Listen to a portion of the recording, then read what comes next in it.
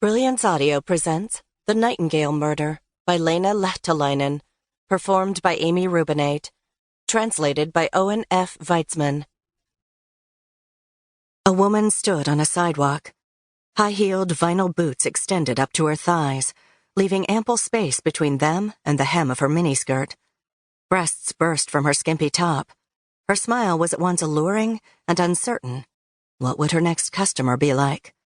When a car finally pulled up, Richard Gere was in the driver's seat. I changed the channel. I couldn't stand watching Pretty Woman for the third time. But the other options were lousy too. Formula One time trials, reality TV, and a meat market masquerading as a game show. I finished my tea and turned off the television set. The kids were asleep, and I checked to make sure they were breathing. Our 3-month-old kitten, Benjamin, lay curled up at Ida's feet. He purred when I scratched behind his ear. I felt lonely. I tried to reach my husband, Auntie, but his phone was off, even though it was only 9:30. I didn't feel like bothering any of my friends. Everyone either had small children or an early morning. When I couldn't come up with anything else to do, I called Koivu, who was the officer on call for our unit that night. Beyond being a colleague, Koivu was also my friend. He was only a year younger than me, and before coming to Espoo, we'd also worked together in Helsinki and Northern Karelia. Hey, it's Maria. Anything going on? One house call, the Janetwainens on Opoli Lane. We hadn't heard a peep from them for a whole month. They were both drunk, so we tossed them in the tank and placed the kids in a foster home. Any chance we can get them removed permanently this time? If the parents both regret it in the morning and neither wants to press charges, then... Koivu groaned. Yeah, but should the parents' right to bring up their children really be so absolute? I didn't answer. Koivu and I had debated this many times over the years. He and his wife Anu Wang Koivu, who was also a police officer, had had 3 children in quick succession, and the youngest was barely 2 months old. Fatherhood had made Koivu so sensitive to anything having to do with children that sometimes I had to rein him in. Also, an ambulance brought in a woman who's all slashed up.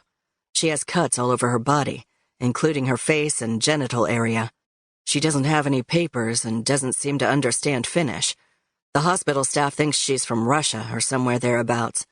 She was yelling something in a Slavic language before the sedatives kicked in. They've been sewing her up for more than an hour. Where was she found?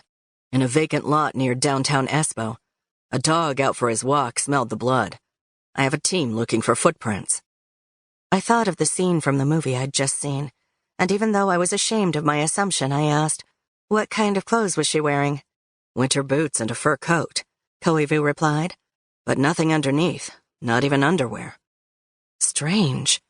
If this was a prostitute beaten up by her pimp, why would she be dressed in a coat and boots instead of being left naked out in the cold March air?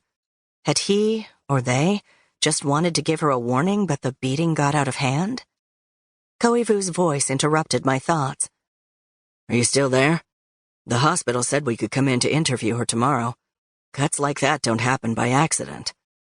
Book an interpreter. Will you be working in the morning too? Yes. Speaking of which, when can I take my comp days? You know the answer to that, I said, and then hung up with a silent curse. Despite the recent reduction in the alcohol tax, the number of violent crimes wasn't growing nearly as fast as the number of drug crimes and white-collar crimes, which increasingly received more investigative resources. To the decision-makers, crimes involving money were more important than the physical safety of citizens. This meant less funding for dealing with the violent crimes that did occur. My unit currently had 2 unfilled positions. Lahti, who had been in the department since long before my time, had taken early retirement at the beginning of the year for health reasons, and the other position had been open for going on 2 years. Plus, Anu Wang Koivu was out on maternity leave, and I'd hired Ursula Honkanen for successive 3-month contracts to fill in. I curled up on the edge of the window side of our double bed. Auntie's side was empty. His research job in Vasa meant 2 nights away from home each week, but since Christmas he'd started staying there for longer stretches. He told me that his current project at the University of Vasa was in its most interesting phase, and he had a lot of conference presentations to give since the pilot study was garnering international attention.